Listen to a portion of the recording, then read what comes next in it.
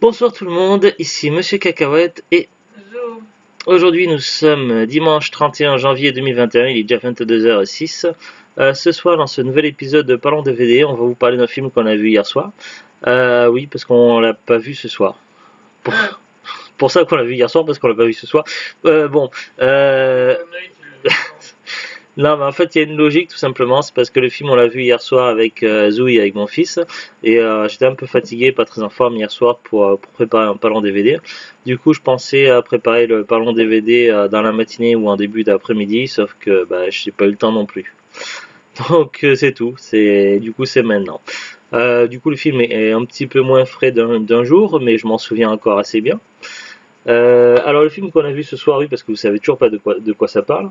Sauf Non, on si l'a vous pas avez. vu ce soir, on l'a vu Non, hier. ce qu'on a vu hier, oui. Puisque vous avez vu la miniature, il s'agit de Santa et compagnie. Oui, parce que CIE, ça veut dire compagnie. Parce que Avec, je n'aime pas qu'on dit compagnie. avec Alain Chabat, Goldshifte Farhani, Pio Marmaille, Bruno Sanchez, Louise Chabat, David Marcès, Grégoire Ludig et Audrey Tautou. Il ne marque pas au générique, mais il y a aussi Patrick Timsit. On le voit pendant juste 2 secondes, même pas. Donc c'est assez furtif. Un film de Alain Chabat. Alors je sais pas pourquoi ils ont mis deux Alain Chabat et pas d'Alain Chabat avec un D apostrophe. C'est assez curieux. Alors vous allez me dire un film de Noël le 31 janvier que je vous parle d'un film de Noël. Oui, je suis un petit peu en retard de presque 2 mois. Neige elle dit qu'elle est tout à fait d'accord avec ce que je dis. Tout simplement parce que c'est un film qu'on avait prévu de voir à Noël avec Zou et avec mon fils, mais finalement on a vu un autre film à la place. On a vu Détective Pikachu, qui faisait partie des cadeaux de Noël qu'on a déballés. Donc Alain Chabat face à Détective Pikachu, donc forcément Pikachu était plus fort qu'Alain Chabat, donc que le Père Noël. Donc, C'est Zo qui a gagné. donc voilà, donc de quoi parle ce film? Donc c'est évidemment un film familial de Noël, mais attention, film familial, un film de Alain Chabat, donc on peut s'attendre à ce qu'il y ait des sous-attendus. Moi ça va, franchement, le film reste quand même tout public, même s'il y a quelques petites allusions pour les grandes personnes, il n'y a pas de souci, c'est un film qu'on peut voir en famille. Alors j'ai plein de choses à dire sur ce film-là, mais on va d'abord commencer par le début, on va lire le synopsis. Rien ne va plus à l'approche du réveillon. Les 92 000 lutins chargés de fabriquer les cadeaux des enfants tombent tous malades en même temps. C'est vraiment pas de bol quand même. C'est un coup dur pour Santa Claus, plus connu sous le nom de Père Noël. Il n'a pas le choix, il doit se rendre d'urgence sur Terre avec ses reines pour chercher un remède. À son arrivée, il doit trouver des alliés avec l'aide pour l'aider à sauver la magie de Noël. Un bonus, un making-of de 26 minutes, des scènes coupées, bêtisier, bande-annonce. Donc ça, on n'a pas regardé le bonus. Master numérique 1h36, donc une durée standard pour un film. Version originale française 5. Ou 2.0, audio description 2.0, sous-titres pour français, sourds et malentendants. Alors de quoi parle le film?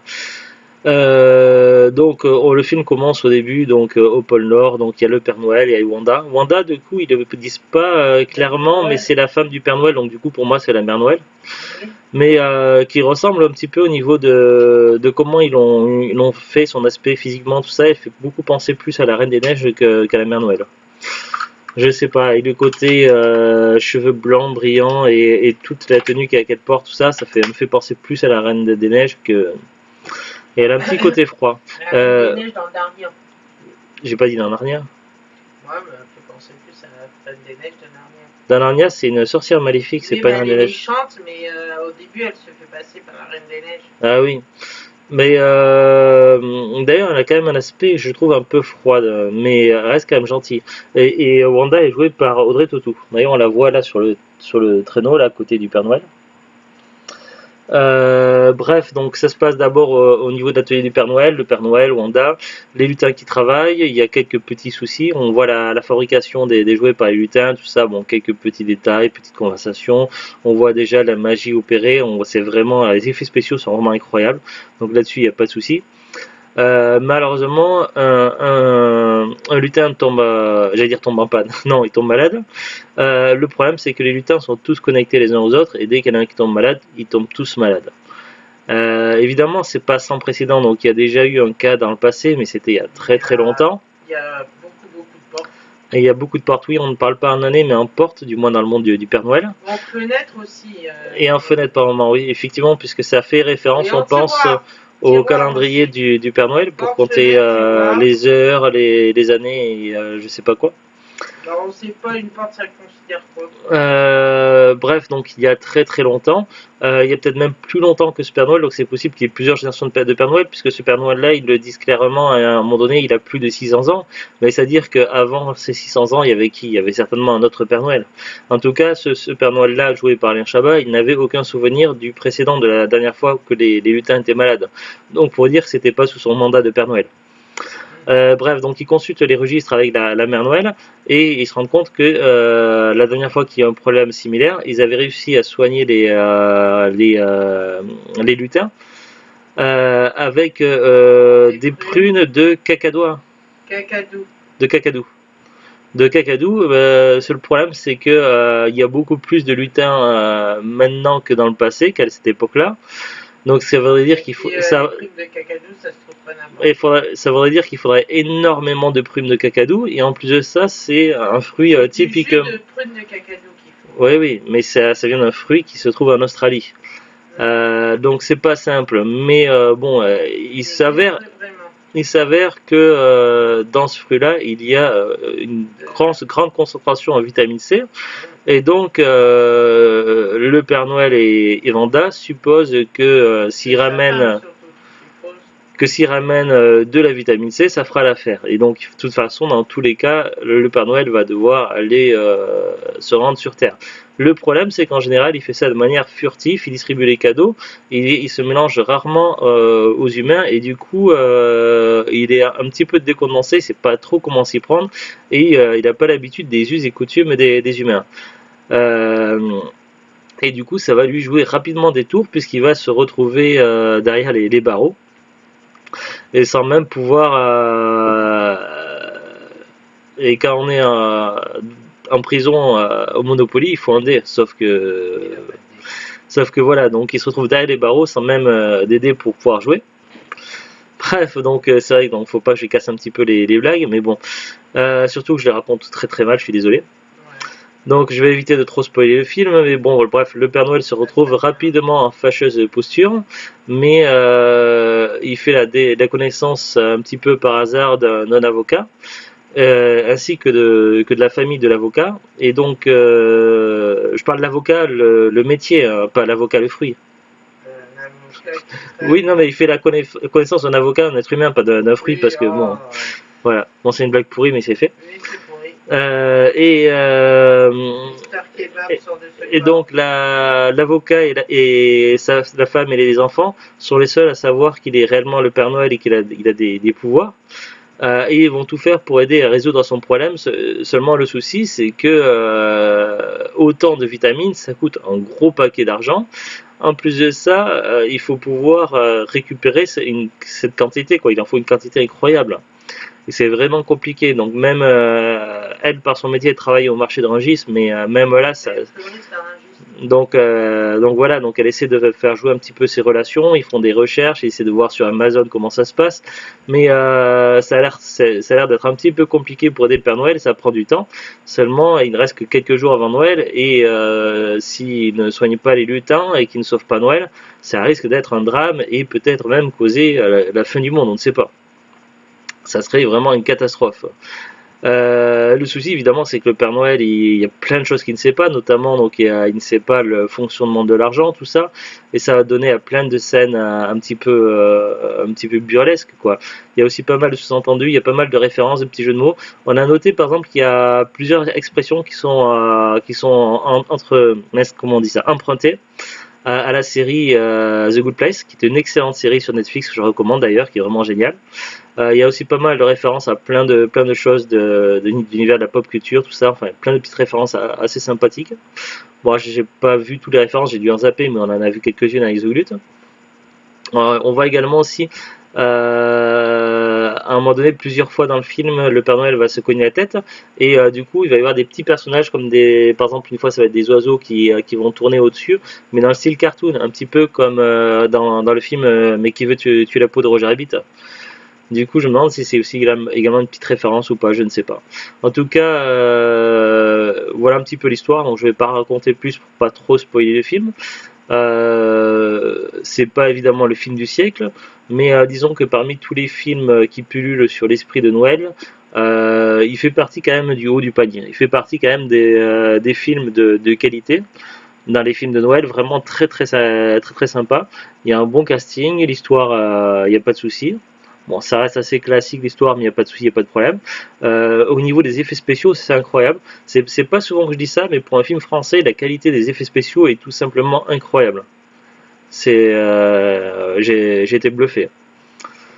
Euh, Après, voilà, pas grand chose de plus à dire. On sent évidemment la patte d'Alain Chabat, donc ça reste dans le style Alain Chabat, mais version film de Noël. Mais tout en restant film familial, et franchement, il y a pas de souci.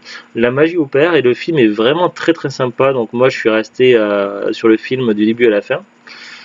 Voilà, pas grand chose de plus à rajouter, pas de points négatifs. C'est peut-être pas un film qu'on va revoir 1000 fois, mais c'est un film qu'on pourra avoir dans sa collection et puis le ressortir de temps en temps pendant les fêtes de Noël, comme ça, pour se regarder un petit moment en famille ou pour faire découvrir à ceux qui ne le connaissent pas encore. En tout cas, voilà, je suis content de l'avoir trouvé ce film-là et je vais le garder dans la collection sans souci. Je sais pas si tu as autre chose à rajouter, Zulut. Après, il y a des passages un petit peu sérieux évidemment dans le film. Donc, durant ces passages-là, mon fils s'est un petit peu ennuyé. Mais bon, après, il y a les autres passages qu'il a trouvé très sympa, tout ça. Donc, il y en a un petit peu pour tous les goûts. Voilà, c'est pas non plus de l'humour bof comme dans certains films français. On reste quand même sur du style Alain Chabat et voilà, il y a un petit peu de tout. On n'est pas non plus overdosé au niveau des blagues, donc il y a un petit peu de tout et bon, franchement là, c'est plutôt pas mal. Voilà, on va regarder la fiche Wikipédia. Alors, Santa et compagnie ou Noël et compagnie au Québec. Oui, même un film français, c'est quand même renommé par nos amis québécois. Bah oui, parce que bon, pour les films américains, c'est une habitude, c'est une tradition de toujours traduire, de franciser les titres. Mais pour un film français, de franciser un film français, là, ça touche presque à l'ironie. Bon, en même temps, Alain Chabat a mis Santa, est-ce que c'est anglophone ou pas? Parce que je crois qu'on peut également utiliser le terme Santa Claus aussi en France. Donc, on n'est pas obligé de. Mais bon, ils l'ont quand même francisé au Québec par Noël et compagnie. Bon, après, on pourrait débattre là-dessus pendant un moment, mais bon, c'est pas très utile. Donc, le vrai nom du Père Noël, c'est Saint-Nicolas, le patron des Russes, si j'en crois Camelot, qui est une série excellente. Alors, Santa et compagnie ou Noël et compagnie au Québec est une comédie fantastique franco-belge écrite et réalisée par Alain Chabat, sortie en 2017. Donc voilà, c'est assez récent quand même, c'est pas très vieux. Il s'inscrit dans le genre des films de Noël et mêle aventure et humour. Alors, il y a pas mal de choses, donc je vais pas lire le synopsis détaillé. La présentation générale, ils nous disent les 92 000 lutins, machin, tombe malade, etc. Donc c'est le synopsis au dos du boîtier. Fiche technique, réalisateur et scénario Alain Chabat, musique Mathieu Gonnet, décor Jean-Philippe Moreau, costume Olivier Berriot, etc. Donc je vais pas tout lire. Sortie en France le 3 décembre 2017 en première à Paris, puis le 6 décembre 2017 en sortie nationale. En Belgique le 6 décembre 2017, au Canada le 6 décembre 2017 au Québec. Casting, donc Alain Chabat qui joue Santa Claus et le Père Noël. Ensuite il y a Pio Marmaille qui joue Thomas, Goldschite Farahani qui joue Amélie, l'épouse de Thomas, Bruno Sanchez qui joue Magnus et tous les autres lutins. Ensuite, donc il y a Louise Chabat qui joue toutes les lutines. Ah d'accord. Ensuite, on a donc Tara Lugassi, Simon Aouizerate. Je suis désolé si je prononce mal, excusez-moi. David Marseille, Grégoire Ludig, Audrey Tautou, donc Vanda, la femme de Santa. Johan Dionnet, Véronica Novak, Elena Plonka, Jean-Pierre Bacry. Ah, il jouait le Père Noël rouge. Noël, qui voit Ouais. Et il jouait deux personnages, il jouait aussi Thierry. Thierry. Ben oui, c'est ce Père Noël-là. Ah oui, non, mais il Le cite. Père Noël qui lui dit d'aller à la pharmacie et Ouais, oui. demander D'accord. le rayon lutin. Jean-Pierre Bacry qui nous a quittés il n'y a pas très longtemps en plus. Et quand il lui dit merci Thierry, et qu'il dit ben comment on dit, il a su mon prénom. Ah oui, c'est pour ça qu'il. Non, je comprends pas sur Wikipédia qu'il citait les deux trucs. Ensuite, il y a dans le casting donc, Thomas VDB, Patrick Timsit, et il joue l'oncle d'Amélie. Kian Kojandi, ou Kojandi, je sais pas comment on prononce. Marc Grosny, Audrey Giacomini, Stella Rocha, Xing Shang, Sissi Duparc, Paloma Cocan, Ambré Larazé et Cheb Ouellet. Jeunesse et développement. Santa et compagnie, le 5e long métrage d'Alain Chabat. 5 ans après, sur la piste du Marsupilami, sorti en 2012. Le scénario de ce film est en cours de développement depuis plusieurs années. Une nouvelle bande-annonce sort un mois avant la sortie du film en France. Tiens, mais on va regarder ensemble la filmographie d'Alain Chabat. Il a pas fait beaucoup de films, mais en général, c'est toujours des très très bons films. On va voir, donc je me souviens plus exactement sa filmographie. Alors, il a plusieurs filmographies, donc on va regarder d'abord celle en tant que réalisateur. Didier, donc c'est un classique. Astérix et Obélix, Mission Cléopâtre, c'est mon préféré des films Astérix et Obélix.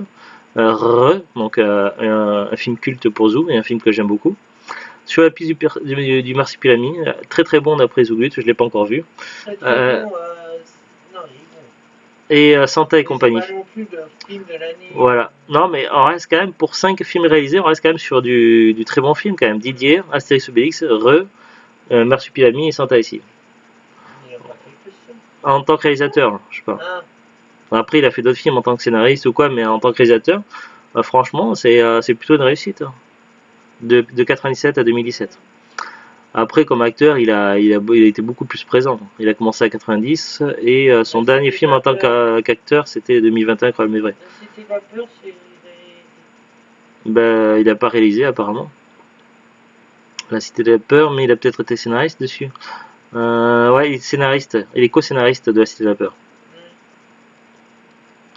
Voilà. Après, comme acteur, il a commencé en 90 dans Baby Blood. Il jouait un passant égorgé. Donc c'était un rôle, un second rôle, un petit rôle. Un rôle figurant plutôt, je veux dire. Voilà. Bon, on va pas regarder toute la fiche d'Alain Chabat. Distribution des rôles. Alain Chabat n'avait plus tourné dans un film depuis Réalité en 2014 de Quentin Dupieux et un caméo dans Valérian et les Cités des Mille Planètes 3 ans plus tard de Luc Besson. Alain Chabat déclare à Version Féminin qu'il a organisé un casting, vu pas mal de gens, dont Bruno Sanchez, qui m'a épaté. Louise Chabat a passé des essais et vu ce qu'elle a fait, et j'ai vu ce qu'elle a fait. Je connais aussi sa bouille. Si elle fait partie de sa famille, oui, c'est normal qu'il connaisse sa bouille. Louise Chabat. Bah oui, donc c'est normal qu'il connaisse sa bouille. Il cite, je connais sa bouille et je sais ce dont elle est capable. Je me suis dit, bon ben oui, c'est ma lutine. Et le travail était très agréable, très professionnel, parce que j'avais vraiment l'impression de diriger une comédienne et non ma fille. Oui, c'est bien sa fille. J'avais juste besoin de lui dire Louise et elle comprenait tout de suite ce que ce petit geste signifiait. Après, ça parle du tournage, promotion, avant-première, box-office. Alors, box-office. Sorti en salle le 6 décembre 2017, Santa et compagnie dépasse le million d'entrées, ce qui est pas mal quand même, avant la fin de l'année avec 1,28 million d'entrées comptabilisées.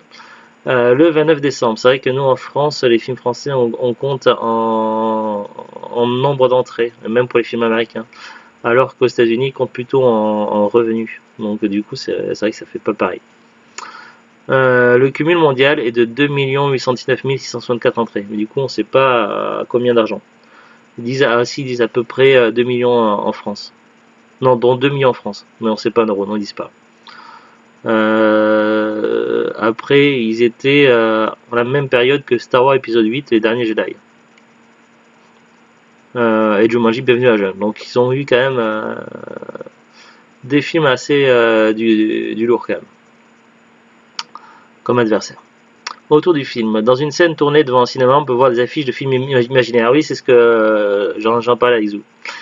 Horrorius Farca Multiwars, parmi lesquels une affiche de Red is Dead, le moyen métrage d'horreur présenté dans la Cité de la Peur. Donc tu vois, il y avait un caméo de la Cité de la Peur dedans. Ah bon? Ouais, quand ils sont au cinéma, qu'ils regardaient les affiches de films pour savoir quel film ils vont voir, Ah ouais? le couple, il y avait une affiche de Red is Dead. Ah oui. Non, je savais pas. Du coup, c'est drôle ça. Il fallait savoir, j'avais pas capté sur le moment. Après, même si j'ai vu plusieurs fois la Cité de la Peur, j'ai vu moins souvent que The Glut. Alors le DVD, c'est un DVD qu'on avait acheté il y a quelques mois à Noz, donc film français, il devait être certainement à 1,99, ce qui est plutôt un très bon prix. Maintenant, donc si vous le trouvez à Noz, c'est vraiment un coup de bol parce que ça fait un moment que je l'ai pas vu. En tout cas, il y a 2 Noz dans notre région et je l'ai pas vu dans les bacs depuis très longtemps. Si vous regardez sur internet, il y a encore vendu le DVD par Amazon, mais expédié vendu par Amazon 13 €, donc ça fait peut-être un peu cher. Après, c'est un film qui s'est quand même assez bien vendu, je pense. Vous devriez pouvoir le trouver à moins cher que ça, donc après à vous de voir, regardez sur différents sites internet. Je sais pas moi, eBay, Fnac, Le Bon Coin, Vinted et d'autres. Donc à voir si vous trouvez un meilleur prix. Après, c'est un DVD que vous pouvez encore trouver certainement dans les grandes surfaces, dans les hypermarchés, puisque c'est un film qui est pas trop vieux et souvent les hypermarchés font des promotions et des DVD à 5 €, donc il y a peut-être moyen de le trouver dans ces prix-là. Sinon, après d'occasion, vous pouvez peut-être le trouver sur différents sites d'occasion ou dans les magasins cash peut-être, en brocante ou sur Rakuten aussi, j'ai pas parlé, ouais. Voilà, en tout cas, si vous cherchez un film de Noël, celui-ci est pas mal. Plutôt sympathique à voir et ça fait partie de la collection des films réalisés par Alain Chabat.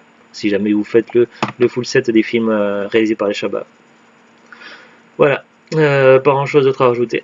Sur ce, donc, je vous souhaite une bonne semaine à venir qui arrive et tout plein de bonnes choses. Allez, à très bientôt. Au revoir.